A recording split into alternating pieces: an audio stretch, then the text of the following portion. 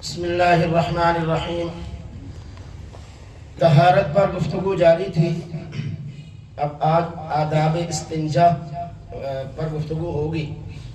پہلے ایک بات اور ذہن میں رکھ لیں کہ نہاتے ہوئے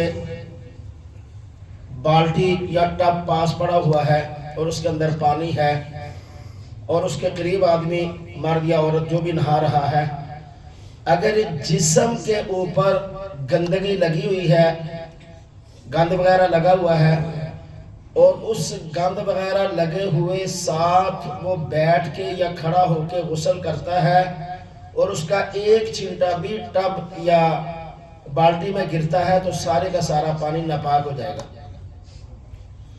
لیکن اگر وہ چاہے غسل جنابت ہو چاہے ویسے غسل ہو، جسم بالکل صاف ہے، گندگی نہیں لگی ہوئی کہ اس نے استنجا کرتے وقت ایک سائڈ پہ ہو کے ساری گندگی شنگی سب کچھ دھو لیا، اب دھونے کے بعد اگرچہ وہ ناپاک ہے کہ غسل جنابت ہے، اس کے باوجود اگر وہ نہاتے ہوئے اس کے ٹب میں یا بالٹی میں قطرے گرتے ہیں تو جب تک پانی غالب رہے گا تو ناپاک نہیں ہوگا۔ مسئلہ لوگ پوچھتے رہتے ہیں، جب تک جسم اگر پورا صاف ہے کہ استنجا کرتے ہوئے ساری گندگی شندگی ایک سائڈ پہ دھو لی، پھر کھڑے ہو کے نہاتے ہوئے بالٹی میں جتنے بھی قطرے گرے پانی صاف غالب زیادہ ہوگا تو بالٹی یا ٹب جو ہے اس کا پانی ناپاک نہیں ہوگا۔ ہاں اگر جسم پہ گندگی لگی ہوئی دھوئی نہیں تھی تو پھر ایک قطرہ بھی گرے گا تو ناپاک ہو جائے گا۔ بیت الخلاء میں ایسے اوراق وغیرہ نہ لے جائے جن میں اللہ کا نام یا متبرک کلام ہو۔ بعض لوگوں نے جیب میں وہ ڈالے ہوتے ہیں یہ لکھے ہوئے کچھ چیزیں وغیرہ، اللہ کا نام ہے یا قرآن کریم کا یا کوئی بھی صورت ہے یا کوئی بھی تعویذ وغیرہ، یہ چیزیں جن پر یہ لکھے ہوں وہ واش روم میں نہیں جا سکتے۔ لیکن موبائل کے اندر اگر قرآن کریم اور دعائیں وغیرہ یہ کچھ ہو تو وہ لے جا سکتے ہیں۔ موبائل کے اندر چونکہ وہ جسم نہیں ہوتا، جسم سے وہ پاک ہوتے ہیں، وہ ایک ایپ کی طرح جیسے بھی وہ الگ ایک باس ہے، تو موبائل لے جا سکتے ہیں۔ باقی انگوٹھی وغیرہ پہ کوئی اللہ کا نام ایسے لکھا ہوا ہے یا کوئی جیب میں کوئی چیز ہے وہ تو وہ باہر رکھ کے جانا چاہیے۔ اسی طریقے کے ساتھ اگر آدمی کوئی باہر کہیں گاؤں دیہات میں کہیں دور گیا یا ساتھیوں کے ساتھ سیر و تفریح کرنے کے لیے گیا تو وہاں اگر کوئی حاجت پیش آئی، واش روم پاس نہیں ہے تو ذرا تھوڑا ساتھیوں سے ہٹ کر دور جا کر بیت الخلاء کرنا یا ضرورت کو پورا کرنا یہ شریعت کا حکم اور نبی پاک صلی اللہ علیہ وسلم کی سنت ہے۔ حضرت جابر رضی اللہ تعالیٰ عنہ فرماتے ہیں کہ نبی پاک صلی اللہ علیہ وسلم رفع حاجت کے لیے اتنی دور نکل جاتے کہ سب کی نظروں سے اوجھل ہو جاتے تھے۔ ابو داؤد شریف کتاب الطہارت میں یہ حدیث ہے۔ اسی طریقے سے جب بھی آپ بیت الخلاء کے اندر جائیں، چاہے وہ کھلا میدان ہو، گھر کا واش روم کہیں بھی ہو، دعا ضرور یاد کر کے پڑھیں۔ یہ جو جنات وغیرہ کا آسیب وغیرہ کا سایہ ہو جاتا ہے، جنات یہ اسی لیے زیادہ تر چمٹتے ہیں کہ یہ دعا کر کے ہم بیت الخلاء میں نہیں جاتے، اور یہ چیزیں جو چمٹنے والی خطرناک یہ بیت الخلاء میں ہوتی ہے۔ عام جو علاقے صحرائی یا پہاڑی علاقوں میں ہر یعنی دوسری عورت کو اور ہر آدمی کو یہ مسئلہ بنا ہوا ہوتا ہے۔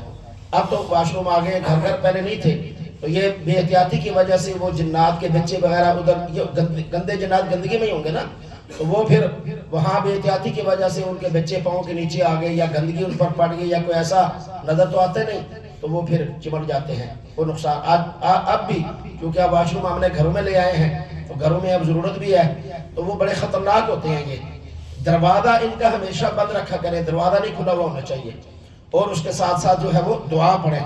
حضرت انس رسول پاک صلی اللہ علیہ وسلم جب واش روم میں داخل ہوتے تو بایاں پاؤں پہلے داخل کرتے، دایاں نہیں بلکہ بایاں پاؤں داخل کر کے باہر ہی دعا کر کے پھر اندر جانا ہے۔ بسم اللہ اللہم انی اعوذ بک من الخبث والخبائث، یہ گندے جنات سے بچنے کی دعا محبوب کریم صلی اللہ علیہ وسلم نے بتائی ہے۔ حضرت انس فرماتے ہیں کہ نبی پاک صلی اللہ علیہ وسلم کی عادت مبارکہ تھی کہ آپ بیت الخلاء جانے سے پہلے یہ دعا پڑھتے تھے۔ اسی طریقے کے ساتھ اور یہ بھی پڑھتے یعنی اے اللہ میں تیری پناہ میں آتا ہوں خبیث شیاطین اور خبیث عادات سے۔ اسی طریقے سے جب بیت الخلاء سے باہر نکلیں گے تو اس وقت دایاں پاؤں باہر رکھیں گے، مسجد میں جب آئیں گے پہلے دایاں رکھیں گے، باہر نکلتے بایاں۔ بیت الخلاء میں اس کا الٹ ہے، تو تو باہر نکلتے ہوئے غفرانک، نبی پاک صلی اللہ علیہ وسلم اتنی دعا کرتے تھے. اور بعض احادیث میں اور بھی ہے الحمدللہ الذی عافانی جی. اور یہ اس طرح یہ دعا بھی جو ہے نا وہ حدیث مبارکہ میں ملتی ہے، کیونکہ آدمی ایک بوجھ ہلکا کر کے نکلتا ہے، اس پر پھر اللہ کریم کا وہ کیا کرتا ہے، شکر ادا کرتا ہے، یا اللہ تو نے ہلکا کر دیا، یہ پاخانہ یہ پیشاب یہ تیرے کرم سے یہ نکل گیا، اب ہلکا بوجھ ہو گیا. آج کل چونکہ بیت الخلاء کے اندر وہ کیا نام ہے وضو وغیرہ کے لیے بھی وہی جگہ ہوتی ہے، تو بیت الخلاء میں وہ وضو وغیرہ کے لیے جگہ بنی ہو تو وضو کرنے میں کوئی حرج نہیں ہے، وہاں وضو بالکل درست اور جائز ہے. بیسن لگا ہوتا ہے نا بیت الخلاء، تو ہمارے کمروں سے زیادہ پاک صاف بالکل ہوتے ہیں، گندگی وغیرہ تو سب آ جاتی ہے، تو وہاں کر سکتے ہیں. لیکن دعائیں پڑھنے سے اونچی گریز کرنا چاہیے، ہے تو بیت الخلاء یا گندگی ہے ہاں جی، تو اس لیے وہاں دعائیں اونچی نہیں پڑھنی چاہیے. اگر کوئی دعا پڑھتا ہے تو جی میں پڑھے، الفاظ میں ادا ہو، نہیں تو وہاں سے وضو وغیرہ سارا کچھ کر کے تو باہر نکل کے پھر پڑھے دعائیں جو وضو کے دوران کی ہیں یا جو بھی دعائیں ہیں.